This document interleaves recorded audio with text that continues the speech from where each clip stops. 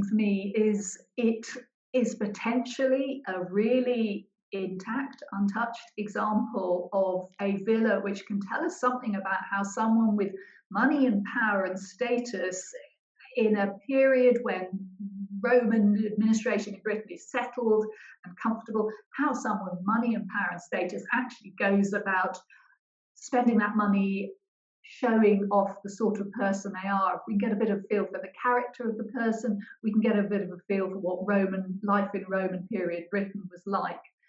You know, we potentially have got a site here that could be another one that goes into the textbooks. You know, children could be learning about this in school in 10 years' time in the same way they do Chedworth. And what we've also got is potentially and really excitingly that sense of, well, what happened afterwards? If we've got that sense of how did someone create this as an expression of their what they wanted to show off, what happened as time passed, and how does that carry on, and can we bridge from the end of Roman period Britain into later centuries and get some understanding of what happened at the end of Roman Britain. And I think that's really contemporary because we're at a period of great change at the moment. I mean, so much of what we say about the end of Roman Britain sounds horribly like Brexit. And, you know, we can sort of empathise with the idea that kind of political unions don't stay the same. And we're kind of living through that. And so I think that also is, for me, really exciting to see. Let's just see if we can get a hint of how people adapted, what they did, and what trace that leaves behind, and can we understand it? I think it is a massively exciting moment because so many villas have been tampered with in the 19th century. Unrecorded excavations which have taken artifacts and damaged floors and messed about with it. And to find one that's potentially untouched would be amazing. You know, even if it's been slightly ploughed is still amazing. But you know, obviously a good geophysical survey is key to everything, to identify if you can get the dining room, if you can get an area where you've got the mosaic floor and the artwork of the elite living there, if you can identify surrounding areas like the mausoleum or the burial ground and the farm buildings. These are all things which we really need resolving because all the other excavations have just been so tied up with the main villa, and they're mostly 100, 200 years old excavations.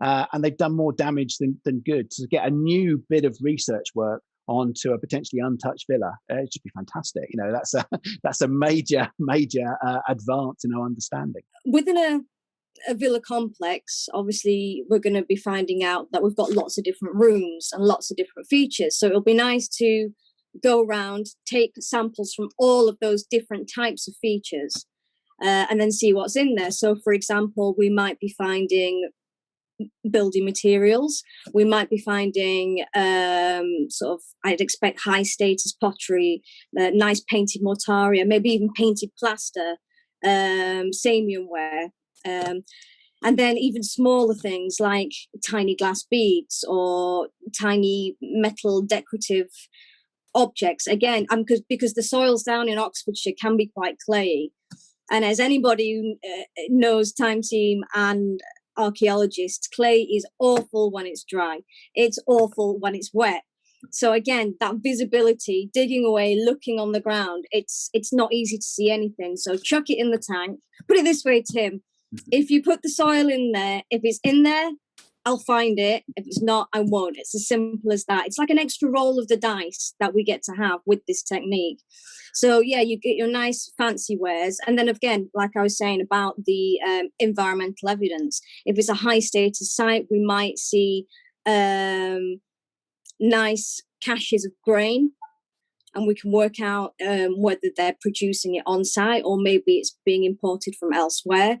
Things like the edible snail. Other mollusks will tell us about the surrounding environment and conditions. So yeah, from one soil sample, you can be looking for, a massive range of things all at once. A lot of the places that the Romans established in the landscape are already pre-existing tribal centres. They're already pre-existing farmsteads. This landscape, particularly in Oxfordshire, is well populated before the Romans get here. Many examples of Iron Age settlements and field systems exist on the better soils.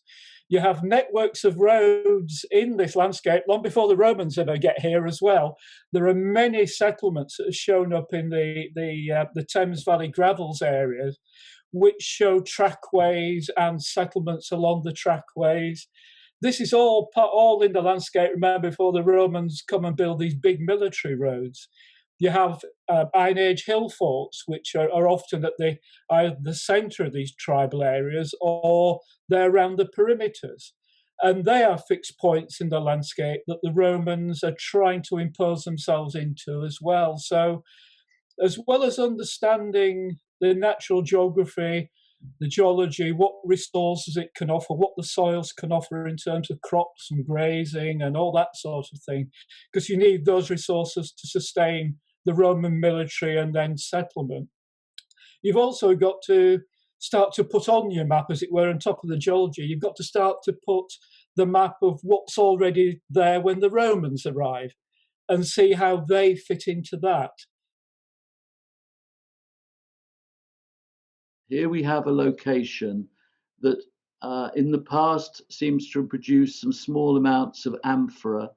We did a dig at Gear Farm that was almost like a metropolis of the Iron Age, huge number of Iron Age huts and things like that, and evidence of trade. And I wanted to go back in time. What were the origins of this trade and how early could it have started? People must have known what they were coming for, and they must have brought things that the Cornish wanted in return for the tin, because the tin was incredibly valuable. Copper is a difficult metal, and once you alloy it with tin, it becomes hard and sharp. And given that most of this bronze was being used probably for cutting down trees, that's the big clearance for agriculture, you really, really need the tin. It is incredibly valuable. So what do the Cornish people want? Well, once we move on to things like the amphorae, things that are containers, it's very tempting to see amphorae as being lovely pieces, lovely pottery pieces, lovely jars, how useful a jar would be. But they're probably actually being traded for what's in them.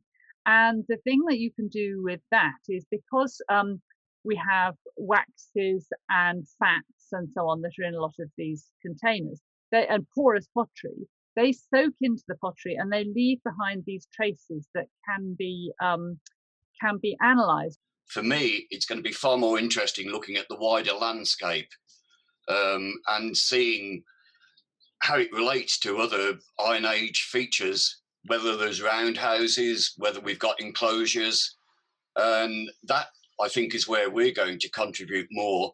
You have to take the overview. You almost have to think a little bit like a parachutist jumping out of an aeroplane.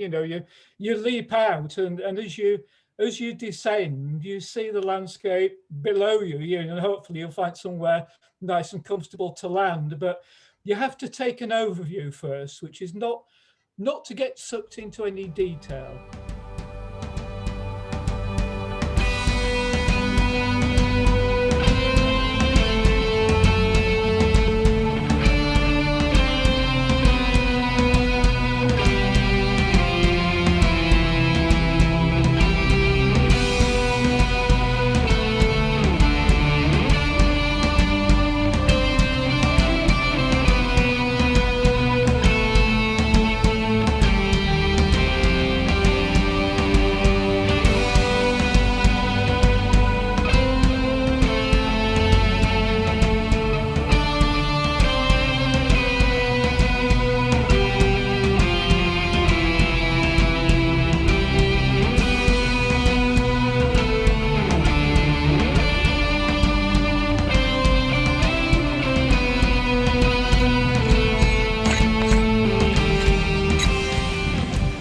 We can't do any of this work without you, so please subscribe, back us on Patreon, and make sure that Time Team comes back again.